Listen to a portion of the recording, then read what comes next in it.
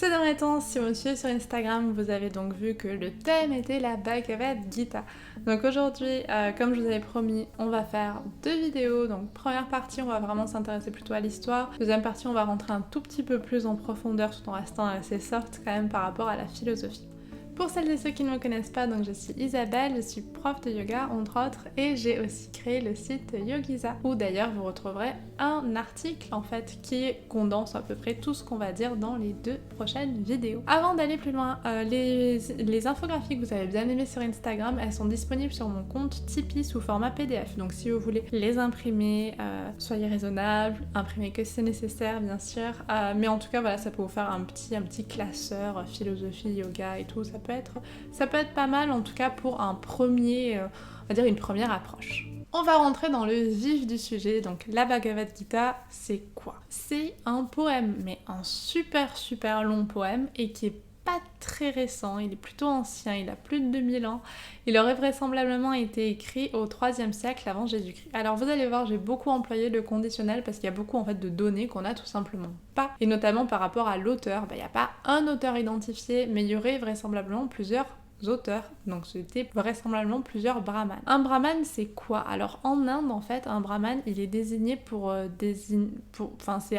ça peut être un prêtre et ça peut être un lettré tout simplement. Donc c'est un texte qui a été écrit du coup en sanskrit et littéralement si on le traduit ça veut dire le chant du bienheureux. Et le bienheureux, donc Bhagavan, ça va être le dieu Krishna qu'on va voir plus tard en fait dans la vidéo. C'est pas un poème isolé, en fait c'est un poème qui raconte une histoire et ça fait partie d'un grand ensemble qu'on appelle le Mahabharata.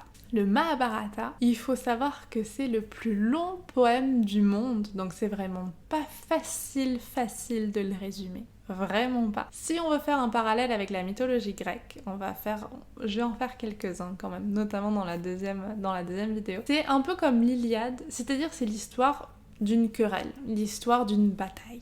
Et dans le Mahabharata, la bataille c'est entre 2 familles, les Kauravas et les Pandavas. Vous allez voir dans l'article, je vous ai carrément mis, je me suis pas embêtée, un extrait en fait de ce petit livre, La mythologie indienne. C'est aux éditions Actes Sud Junior, donc je l'avais acheté parce que je me disais ça va être abordable, et en effet c'est abordable, mais c'est super résumé. Là je vais essayer de vous le rendre un tout petit peu plus vivant, parce que c'est vrai que juste lire l'histoire, on s'y perd facilement. C'est pire que Game of Thrones. Donc au commencement, on a un roi, le roi Dhritarashtra, qui est aveugle et qui est le père de 100 Kauravas. Il a un cousin, ce roi, il a son cousin Pandu, et Pandu meurt.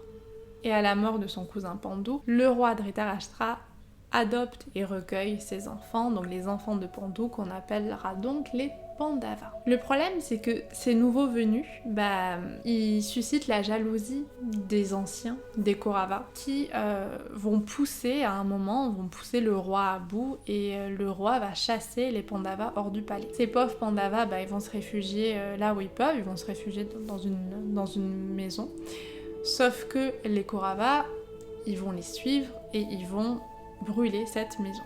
Donc là, vraiment, les Pandavas, ils vont être exilés et là, ils vont aller se cacher dans la forêt. Quelques temps plus tard, les Pandavas, ils doivent toujours être cachés, en fait, des Kauravas. Ils entendent parler d'un concours de tir à l'arc. Lors de ce concours, le prix, on va dire, c'est de se marier en fait avec une des Kauravas. Donc les Pandavas, pour pouvoir accéder à ce concours, ils vont devoir se déguiser en brahman, et un des Pandavas, donc Arjuna, va réussir à gagner, à remporter le concours, et donc du coup il va aussi remporter, suite à cette nouvelle alliance, la moitié du royaume des Kauravas. On fait un petit point. Donc le royaume initial des Kauravas, de Dhritarashtra, maintenant il est divisé en 2 du coup. Il y a une moitié qui appartient aux Kauravas et l'autre moitié qui appartient aux Pandavas. Sauf que suite à un truc d'humiliation, vraiment un truc qui nous paraîtrait un peu une broutille, le royaume va de nouveau être mis en jeu avec une partie de dés. Et là, les Pandavas, ils vont perdre. Ils vont perdre et là ils n'auront pas d'autre choix que de nouveau de s'exiler dans la forêt. Au bout de 12-13 ans, ils vont décider de récupérer le royaume. Et là la guerre elle approche. Quand il y a la guerre qui approche, qu'est-ce qui se passe? On fait des alliances. Donc chacun choisit des alliés, et comme on est dans la mythologie hindoue, qu'est-ce qui se passe? Les dieux vont se mêler de la partie. Et là, le dieu qui va nous intéresser, ça va être le dieu Krishna, qui lui va devenir le cocher d'Arjuna, donc le fameux guerrier qui avait remporté la bataille de Tir à l'arc. Et la Bhagavad Gita, c'est tout simplement ce qui se passe juste avant la fameuse bataille, c'est-à-dire le dialogue entre Arjuna et Krishna. Et parce que vous allez le voir, Arjuna, il avait pas forcément envie de se battre au début.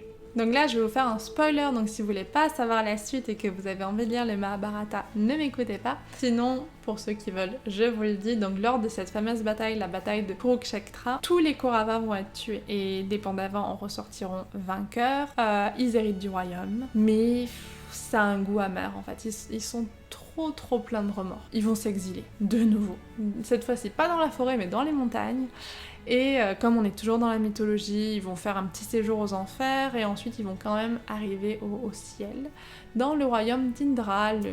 C'est un dieu de la guerre, et c'est aussi le souverain du ciel. Donc voilà un petit peu pour l'histoire en gros du Mahabharata, même si là c'est extrêmement simplifié parce qu'il y a vraiment énormément d'histoires plus ou moins secondaires. Donc revenons à la Bhagavad Gita, revenons à ce qui nous intéresse, revenons au sujet de la vidéo. Donc c'est essentiellement, vous l'avez peut-être compris, le dialogue entre Arjuna et Krishna. Donc ce dialogue, ça va être un prétexte en fait à de la philosophie. L'enseignement philosophique et spirituel de la Bhagavad Gita, il repose beaucoup sur l'acte juste, sur le salut.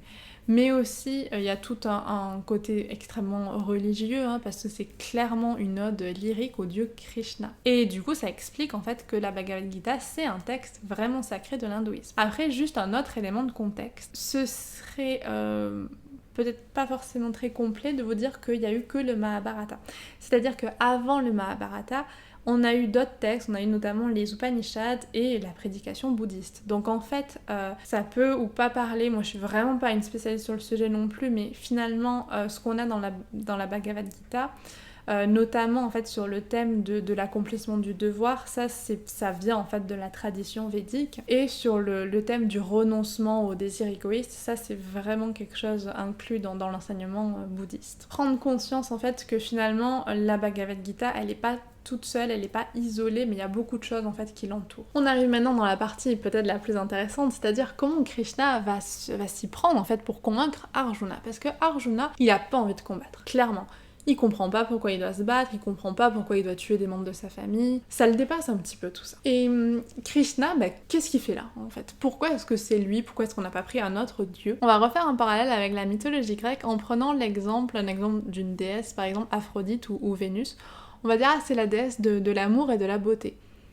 Si on s'arrête là, on n'a pas tout dit. Parce qu'en fait, c'est aussi la déesse de la ruse. Et elle aime bien dire des mensonges.